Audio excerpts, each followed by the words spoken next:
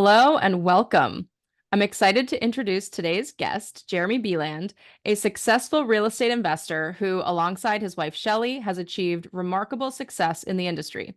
Since 2017, they have closed over 425 off-market properties across 6 states, transforming a humble $11,000 investment and a shared dream into a thriving business. Balancing their real estate endeavors with full-time jobs and the responsibility of blending a family of 5 kids, Jeremy and Shelly made bold and strategic decisions that have paved the way for their success. In 2016, Jeremy sold his townhouse, using the small equity to invest in their real estate venture. This move required them to downsize into a tiny apartment, showcasing their unwavering commitment to their goals. Today, their business continues to expand across multiple markets, supported by a dedicated team of individuals who share their vision of providing time freedom and wealth opportunities. Jeremy and Shelly are passionate about helping others achieve financial freedom through real estate investing, and their hard work, determination, and sacrifices have allowed them to enjoy living on their own terms. Jeremy, thank you for joining us today. Well, thank you very much for having me on your show, Tracy. It's a pleasure to be here. Yeah, I'm excited. So why don't we start and you can just tell us a little bit about your journey and kind of how did you find real estate and get into that? Yeah, I'll try to give the brief version, but it actually starts long ago. When I explain my journey, I'll explain the ups and downs and why I really chose where I am today. So, I was born into this world with a single mom who was basically homeless.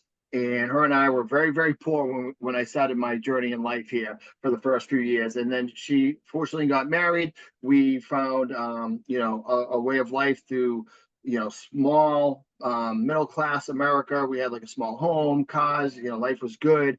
And then when I was about 13, 14 years old, he left a good paying job to start his own business, and it failed miserably. And we actually lost everything at that age, Mm. to a point where our house was foreclosed. Our cars were like repossessed overnight. They went through bankruptcy. That was like my first real experience of like, wow, this is what happens when you lose everything. From there, my family struggled to like bounce around from one place to the next place. We were constantly moving. Matter of fact, I went to 3 different high schools by the time I dropped out of high school by my sophomore year. And because of all the distress we were going through and all the challenges and changes, they were dealing with their own stuff, which allowed me not to deal with mine. And I kind of just fell into a world of like getting in trouble, having emotional issues and things like that. And it was kind of just a troubled youth.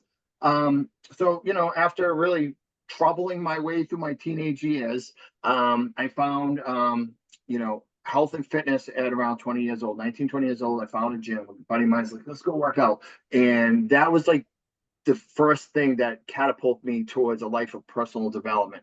I started just learning about, the resistance and exercise and the discipline you put into the gym earns results, right? So that got me there, which led me to playing an adult league football team where a friend of mine says, hey, stop doing your crappy job, which at that time is in my early 20s, was washing high-rise windows. I was a high-rise window cleaner in Boston, hanging off the skyscrapers for $12 an hour, getting filthy dirty. It was a terrible job. So he got me an opportunity to do sales. And this was my early 20s, and I knew nothing about sales. A matter of fact, I had to buy my very first tie just to get this job. Somehow landed this job. Don't ask me how. And went into sales as, selling like printers and copiers and fax machines, and had some moderate success, and was just kind of learning my way through. And then I found my first wife, who got married. Next thing you know, I'm making, I got another sales job where I had even better success. And as I was approaching 30 years old, I was living the dream. I bought a house in New Hampshire. I had the white picket fence type house and family. We had a pool, and we had, you'll appreciate this. We had a little camper that was up at Point Sebago where we would spend some time in the summer with my little kids. Nice, Put an nice. addition on the house. Had nice cars. Like I was living what I thought was the dream. I'm like, I'd made it. And then 2009 came along. And for those people who are listening, remember that was the Great Recession. And that wasn't just a housing crisis, it was also an employment crisis.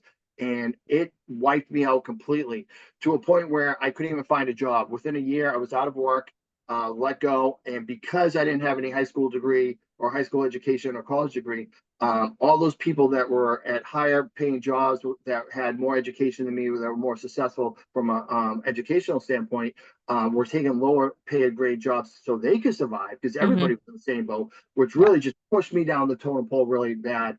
And at that point, I had no options. I couldn't afford to go back to school, couldn't get a job. My house was upside down $150,000 within like a year and a half after having equity in it like a year and a half earlier.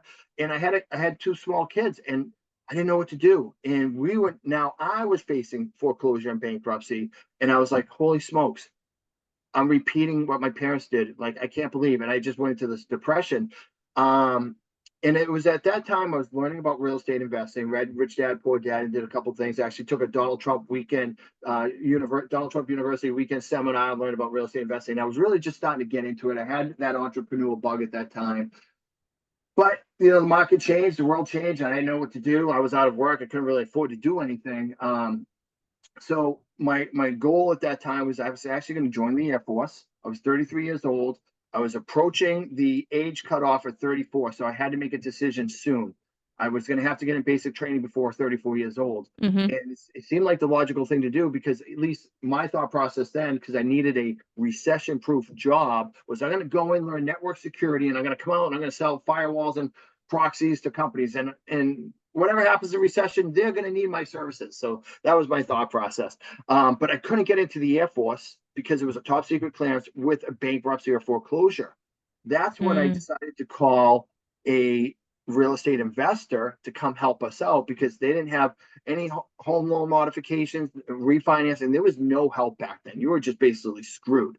That's why so many houses went to foreclosure back then.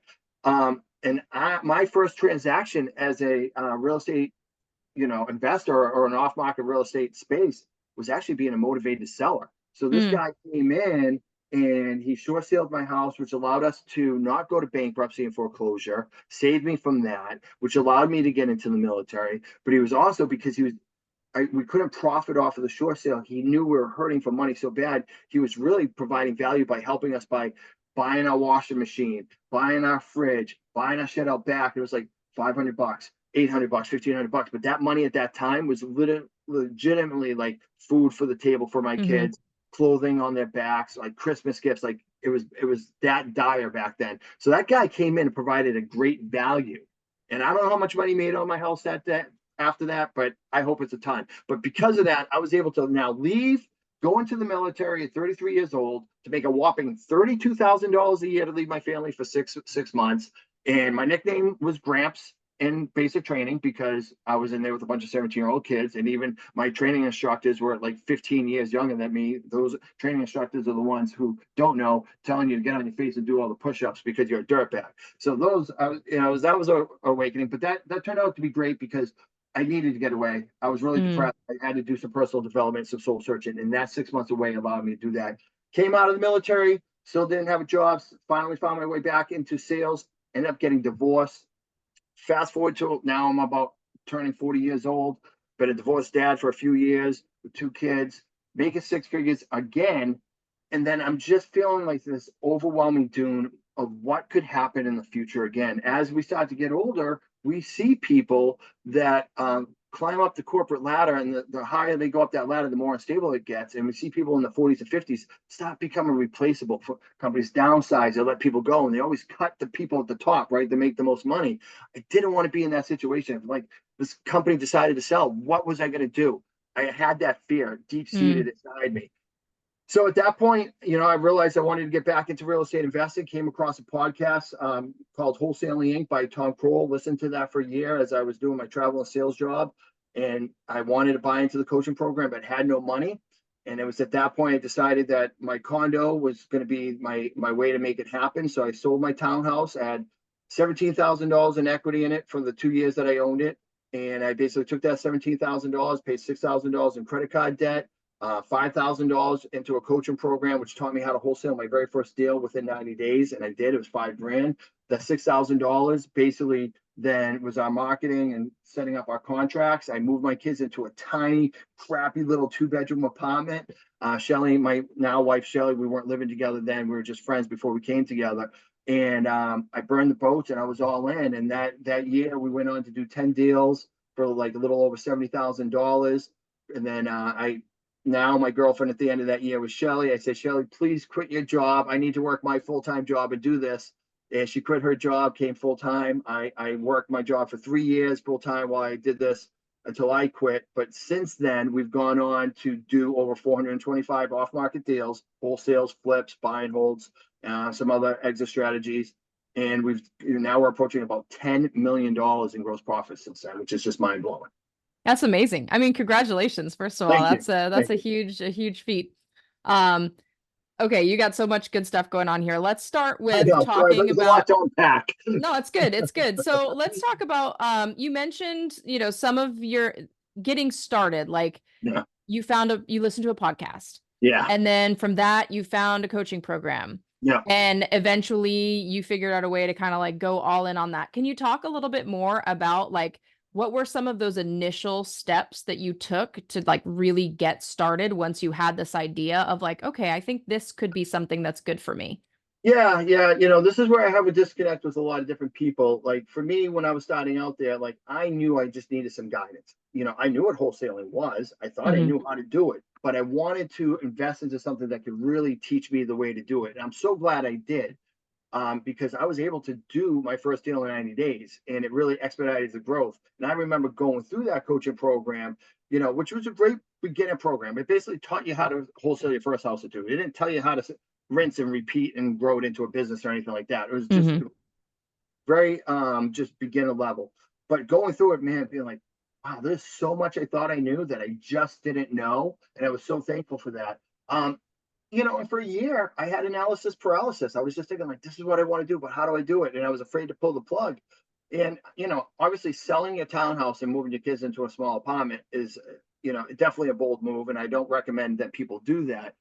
But I needed to come up with the money. And because I was afraid of what was going to happen if I didn't do something different. And I wanted control. And I had no idea if this was going to work. I just said, whether I sink or swim, I'm just going to make it happen. I'm going to work. And if I fail, at least I know I went down, giving it my best effort. So, I decided to just take the equity and go all in. And, it was a struggle that first couple of years for sure. I mean, it's still a struggle. I mean, it's not easy. It's simple, but it's hard.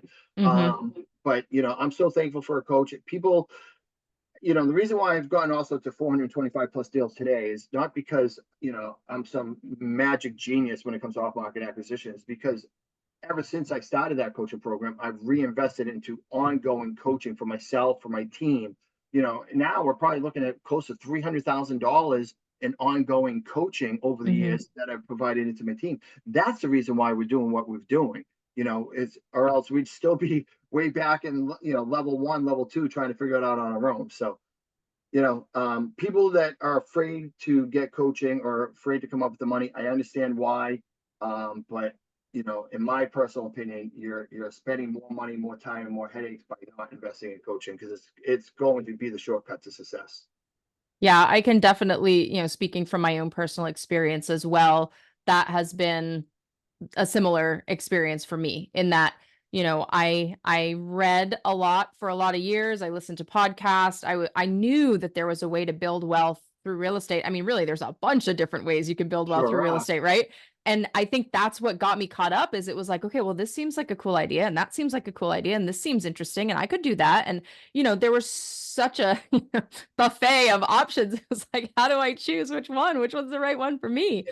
And ultimately, it took somebody kind of just telling me like, there's no right one, like just pick one and start doing it. Yeah. And then once I started taking action, took that small step in a direction, and then it was like, okay, coaching, masterminds, like there's so many different programs that are out there that are designed to help us accelerate that path, right? Like, I mean, I think the clearest way I've heard somebody say it is basically like, there's nothing that I'm going to teach you that you can't go find on YouTube yourself.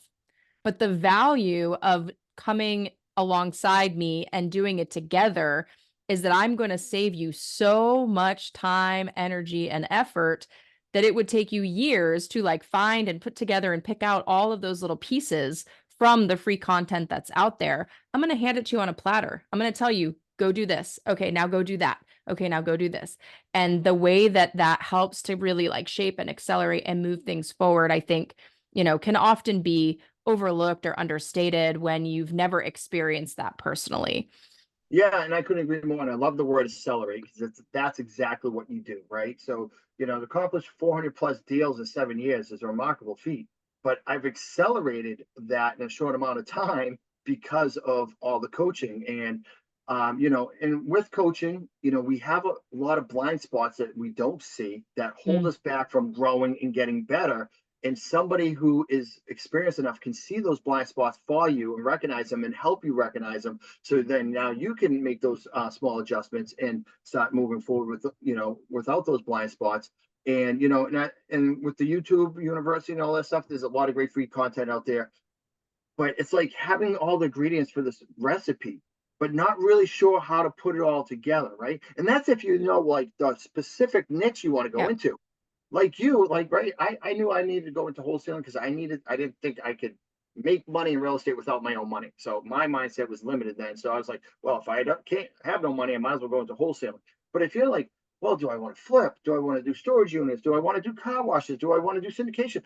Like, there's billions of ingredients for all that stuff. Where do you start? And how do you even put it all together? Well, first focusing on one thing and then having somebody to teach you what the recipe is a great way to, as you say, accelerate your success. I love that word, accelerate. Yeah, I think the other thing for me was this like realization that it's an investment in myself, right? In my own education. And so it requires that mindset shift of like believing enough in myself that I can do it, that I'm willing to bet on myself. I'm willing to put that money down and say, I know that I can do this. I'm going to give it my all. I'm going to go for it. Just like, when you got started and you're like, okay, we're selling the house, I'm buying Yeah, the program, we're going.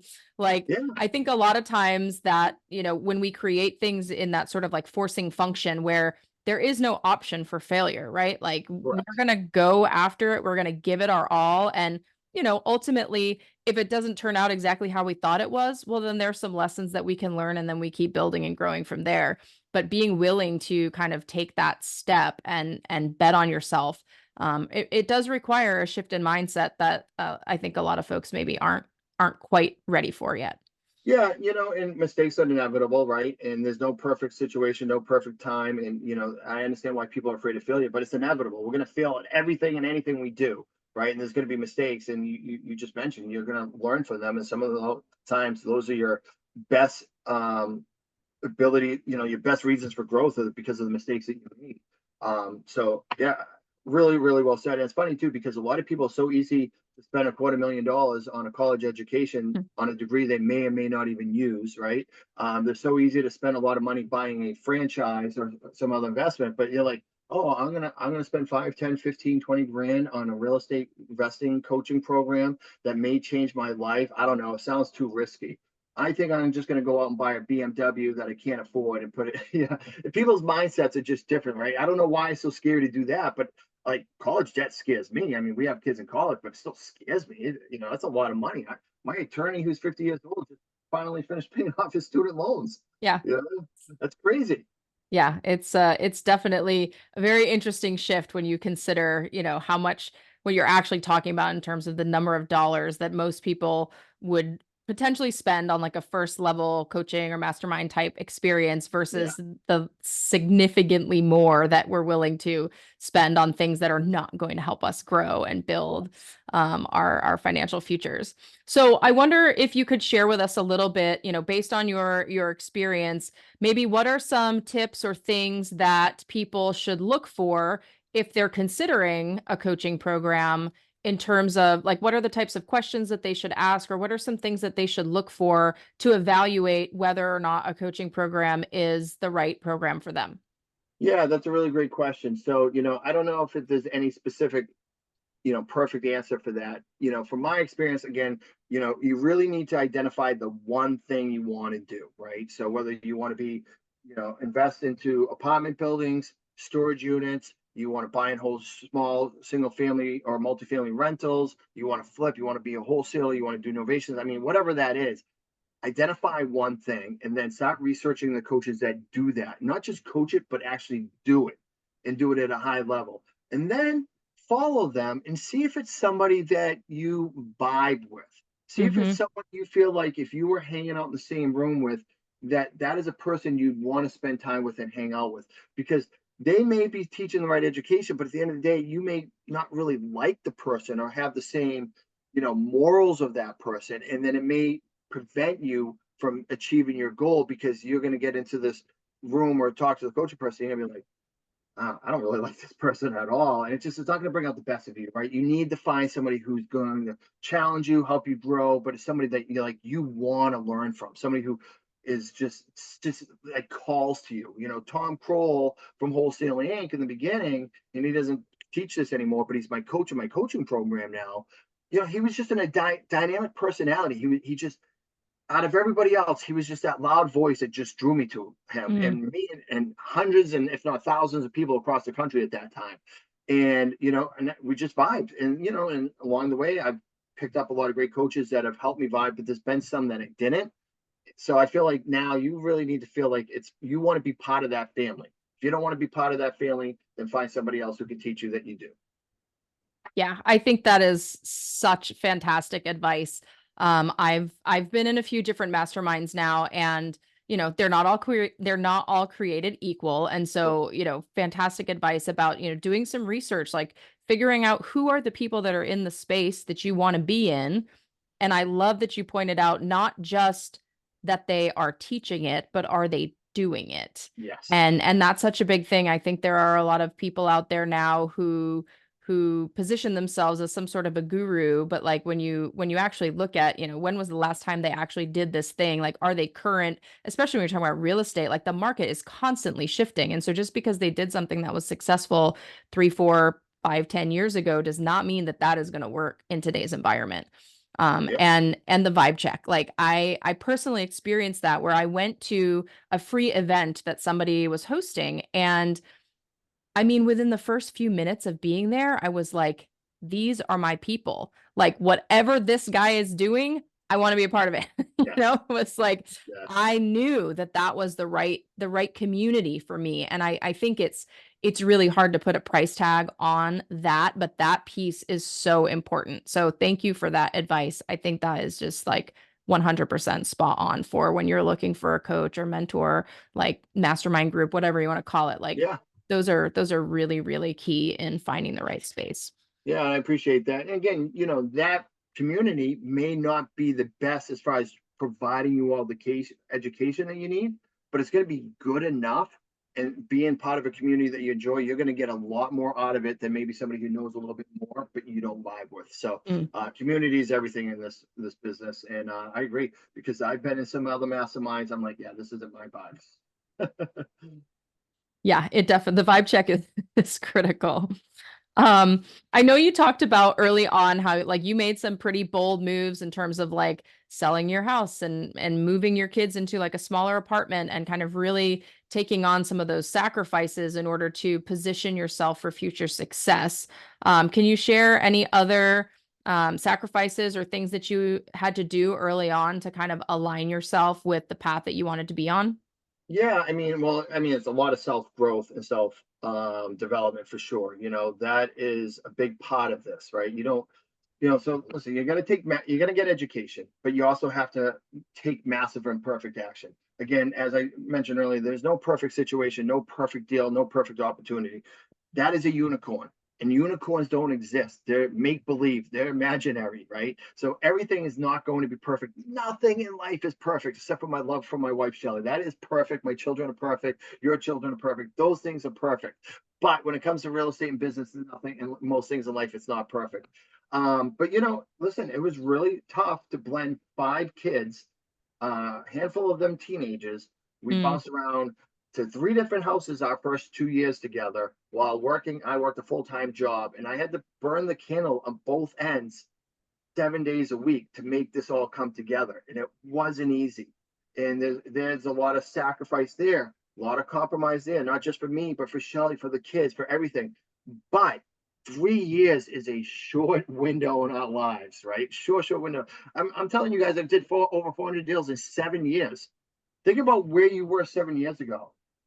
And I've achieved that. Imagine now with the compound effect, where am I going to be 7 years from now? Right? 7 years is a short amount of time. I'm almost 48 years old. 7 years is like nothing my kids seem like they were babies yesterday, and that was 20 years ago. So 7 years is nothing. 3 years is nothing, but it requires a lot of discipline. And I had to get up early, to do a lot of reading and self-development to get better. I had to stop hanging out with friends, right? I could have had to compromise on doing some recreational things outside of spending time with my family. It was like family first, business second, or 1A, 1B, and that was it. And we weaved all that stuff together. And then eventually, like, the dust settled. We started hiring team members, and I didn't have to do so much. Shelly didn't have to do so much. And then it was like we had more time, and we were able to spend more time with our children. Our kids are like, "You work? You have an appointment today?" Well, yeah. Well, you're just always home. We don't know, right? And we're always at the school things. And now, we have our third kid out of 5 leaving the house with 2 left to go. Like, all our kids know is that we're always at every school event, right? We're always at everything that they need. And the value in that, I mean, that is wealth in itself. We don't have to call out of work. We take vacations when we want. We don't have to ask for permission for any of that. We don't have to set an alarm, but we get up early every day. But hard work, consistency, compromise, sacrifice, you just got to understand it's going to be a grind. It takes a few years to get it going, but a few years is just a blink of the eye in our lifetime. I really appreciate what you said there. And I think it's very important that you're so transparent and honest that, like, it's not a get rich quick, right? Like, I think sometimes people are like, oh, like, I just need to do this one deal and it's going to change Yeah, my life forever. yeah, And I mean, while those deals are out there and they're theoretically possible, like, those are the yeah. unicorns you were talking about, right? Right. Like, Yeah, they're really, that's not the norm. And so having that realistic expectation that, like, it's simple, but it's not easy. Like, it's going correct. to require work. It's going to require that time commitment and that consistent effort to see those outsized results on the back end. So I really appreciate you, being very, very forthcoming with that, because I feel like not everybody is. Yeah, and Um, I think it's because we live in a world of social media, right? So we use social media a way to brand whatever we're trying to brand. So we see all the good things, and it reminds me of, like, that family portrait that you see on Facebook. Oh my God, they're such a beautiful family. But right before that picture was taken, they're all fighting, right? And yeah, because yeah. they don't like the way they look or who's standing where, right? Like, that's reality, right? So when it comes to, like, real estate investing and whatever niche you're doing, like, the stuff that makes you money in this business isn't glamorous. It's not exciting. If you were watching what I did or anybody in my team did all day, every day, you'd be bored to death. It's not entertaining. Yeah. But the boring, mundane tasks that require discipline to do them every single day are the reason why you have success. It's not just like some amazing marketing channel, some secret sauce that we know but nobody else knows. It's none of that. It's just we are really good at just doing the boring, mundane tasks day in and day out consistently over time. And as we know, things done over time have a compound effect, and that's all it is. Love it. You talked about building time freedom and how you guys have gotten to this point now where, Yeah. like, you're pretty much around whenever the kids need you for anything. When you started, did you have that? Like, was that the vision that you were working towards, or is that something that sort of, like, materialized over time as you kind of worked through the process? Yeah. So for me personally, like, Shelly, when she came into my business, she came into this being like, at first when I started, she was like, "Is that even a thing? Does that work?" Right? And then like, when she quit a job, she's like, "Is there really enough business for me to do this full time?" So there was some disbelief there. Hmm. But for me, it was just like I wanted free from corporate America. I did not want to be in a situation where I was unemployed and broke again. I wanted Hmm. control.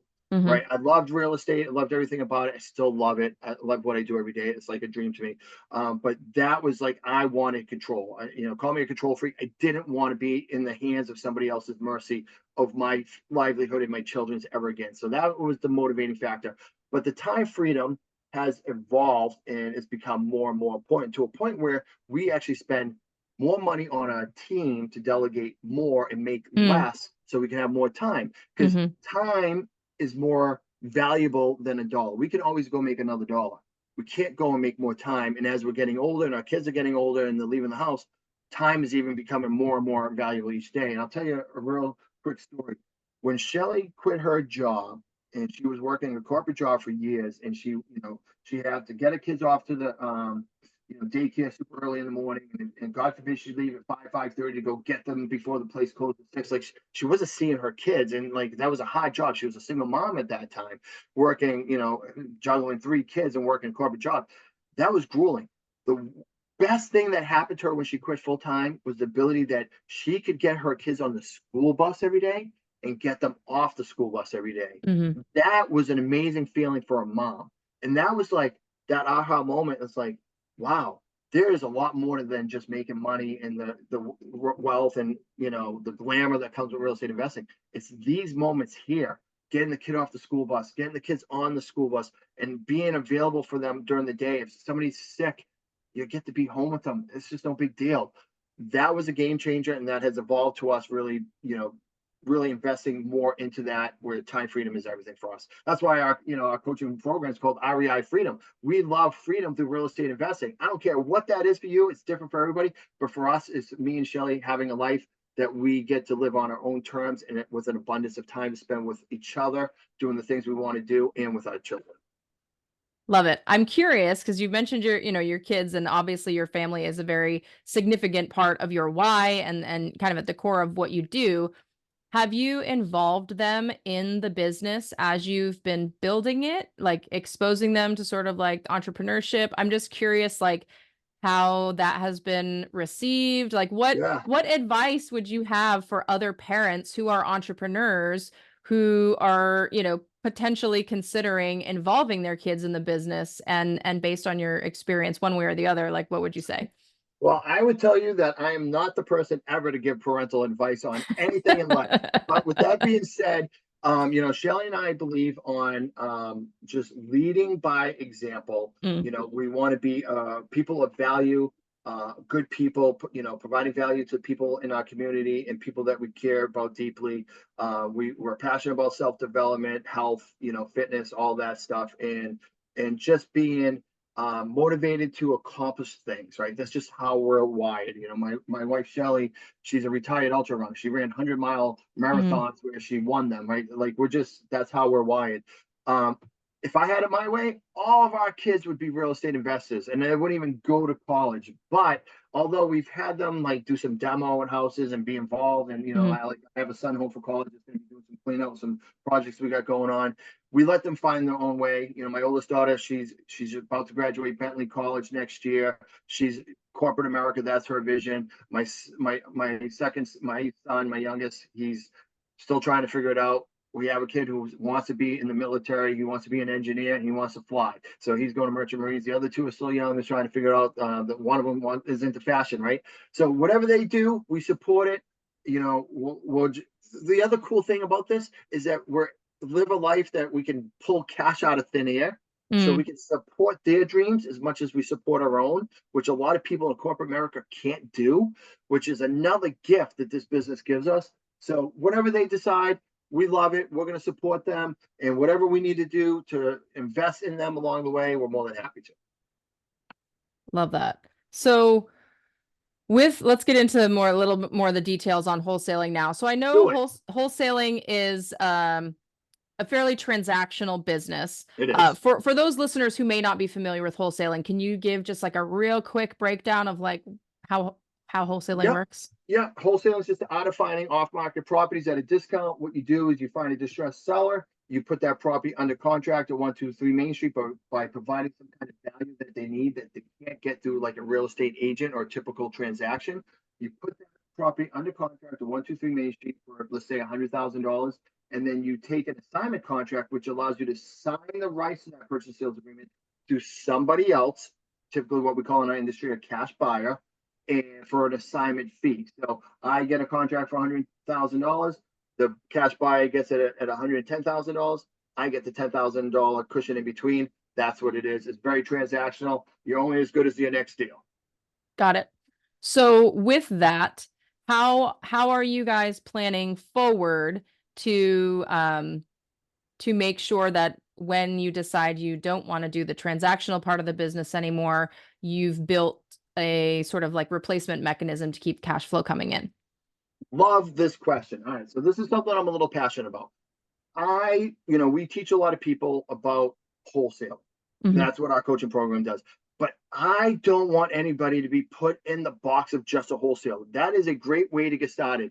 But what my business is now, what I really aim to teach people is being experts at off-market acquisition, right? There are so many distressed people and so many distressed houses, just like I was in 2009 with the recession. Those people need help. And it was an investor who saved me. A real estate agent at that time could do nothing for me, right? And Mm-hmm. there's so many of them. Literally 2 million properties a year in America come into this category that need help. So you can provide great value to these people, giving them reset buttons in life and make a lot of money doing it, right? So you get really good at helping those people acquiring these off-market deals, but don't just assign it to a cash buyer. Learn to start using private money, hard money, different other people's money. And then you can start doing what we do is like wholesales, which is you basically buy the property, clean it out, do a few little things. So right back on the MLS. And rather than selling it to that cash buyer for 10, now I'll make it $30,000, $40,000, right? That's transactional. I can take one of these properties and learn how to flip it using other people's money, using other people's time, make 70, 80, $100,000, right? Now these are big chunks of change. But when you're building this off-market lead generating machine, this basically it's an ATM of distressed properties that come into our office all the time. I get to cherry pick that pipeline. And on top of cherry picking that pipeline for wholesales, double closes, novations, wholesales, flips, I keep some of them for myself. Mm. I say, that makes a good deal. I like that rental property. I'm going to burr that. I'm going to keep that. And we slowly acquire more and more properties, which we've then put work into. We use that forced depreciation to help our taxes for all of our transactional side of the business stuff. But that's how we build long-term wealth. So we're experts at acquiring off-market properties. It is transactional. However, we got stuff that's doing fast cash, medium cash, and long-term wealth. And we kind of do all three. Love that. So you're definitely focused on not just generating as many transactions as you can to get that transactional volume up, but then you're reinvesting a certain chunk of those proceeds into more of those long-term cash flowing type of investments that are going to give you the passive income on the backside. I'm not even investing.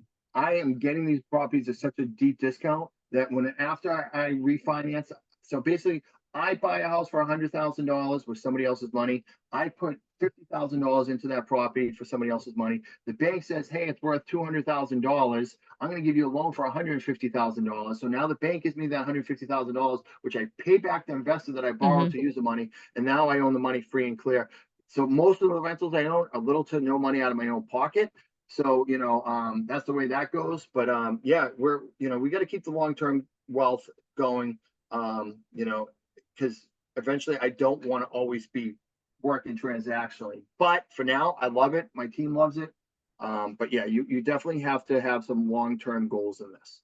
No, that's great. I think one of my previous guests, she was a realtor, and that's one of the things that she talked about on that side of the industry as well, is that a lot of realtors don't have, like a traditional 401k or other types of building the retirement nest egg. Sure. And it ends up being very transactional. And so you'll have people out there who are very successful realtors, but as soon as they stop selling houses, they don't have any more income.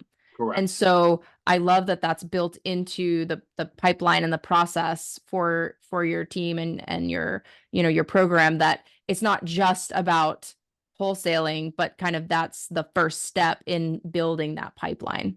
Yeah, right. Because you got to keep it super simple when you start, right? Again, you don't want to have so much stuff going on at once that you're overwhelmed, right? So you just start up as a wholesaler, but as you get better at acquiring deal after deal, month after month, and get that consistency, now you can start looking at different exit strategies, or what we call it, to allow you more options for bigger chunks of change, but also keep properties for yourself for long-term wealth.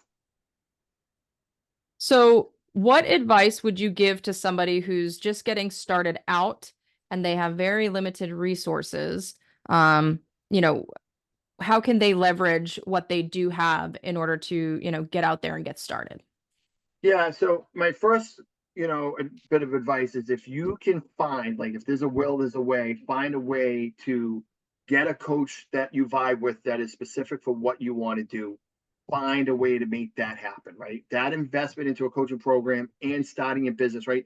We could go start a landscaping business tomorrow, but if you think you're just going to have a lawnmower with no trucks, you can only mow so many lawns and make so much money, right? But if you invest into a truck and a trailer and people and that investment's going to make money for you, right? So if you can find a way to invest into a coaching program and have a little bit of money and get your business going, that is ideal. With that being said, not everybody has that ability. I love reading books, love YouTube University. All that stuff's great. But again, you're going to get the ingredients, not the recipe, but you can just take massive imperfect action to make it happen. All of it's going to take time. It doesn't happen overnight. It's going to take you months and months and months, even with good coaching and guidance, to get really going in this business, get some traction, get your first few deals. It's going to be longer without. If you don't have the financial resources, well, then I would recommend going to your local meetups, your local RIAs, and really networking with people there to see if you can maybe provide some value in exchange for knowledge. Nobody is going to give you anything for free. I know all of us want stuff for free, but that's not going to go how it goes. I'm not going to spend 7 years of hard work and discipline and $300,000 in knowledge and give it away for you for free, because that's not fair. So with that being said, you provide some value, you can learn some lessons that way. And it could just be, I guess those would be my advice. And, if you had the ability to learn from somebody, take that opportunity, but it's going to be really hard to find somebody to do it for free. Yeah, I think that's such a great point that, we all have something that we can offer to add value. Even if that's just volunteering and you show up at the work site and you help pick up trash or whatever, Yes. like there's something that you can do that's going to help somebody who's already an operator in the space move things forward for their business. And so taking that time to, like you talked about, find those people, find out what it is that they're doing and what they need help with, and then figure out how you can add that value and help them out, and in exchange for knowledge, like you said. So if you really don't have cash to to get started today in a coaching program that's going to give you that acceleration, you definitely have the whether it's time or energy that you can put into helping somebody else on their journey, and then they can kind of take you under their wing and bring you along as well. I love that. It's a lot like marketing, right? So one's going to cost you time, one's going to cost you money. The ones that don't cost a lot of money cost a lot of time. The ones that don't cost a lot of time cost a lot of money. So you need to find what balance works best for you. Yep. No, that's awesome. So as we wrap up here, what would be the number one takeaway that you would like to leave with our listeners today? Oh man, number one takeaway. All right. So 3 things that I would say: always be marketing, always be learning, always take massive and perfect action. Don't let analysis paralysis stop you from your dreams. Just feel forward. I love that. Massive imperfect action. Perfect place to wrap things up. Jeremy, thank you so much for sharing your time with us today. I really appreciate your insights on how we can take bold and consistent action that will help us build wealth and achieve financial freedom. What is the best way for our guests to connect with you if they'd like to continue following your journey? Yeah, awesome. Thanks for asking. Join our Facebook group. So go on Facebook. It's REI Freedom Facebook group. It's a private group. Come in, we'll let you in. In there, we give tons of resources away all day, every day. We have our coaches doing live in there trainings on regularly. We just did a master class in there last night. Pinned at the top is our top 5 sales techniques for bigger deals, more deals with less cancellations. So if you want a place where you're not going to be inundated with hard money lenders and off-market properties, but a place of education, this is the place to be. Go there, reach out to me, and let's become friends, and I'll help you on your journey. Okay, fantastic. Thank you, Jeremy, again for joining us and sharing your wisdom with us today. We will provide links for that information in the show notes as well. And thank you to our wonderful listeners for tuning into this episode and for being a part of this community. If you found value in this episode, please hit that subscribe button and leave us a review. Until next time, remember that your path to financial freedom and the life of your dreams might be closer than you think. Take that first step and explore your possibilities. Stay tuned for more insightful episodes. And again, thanks for listening.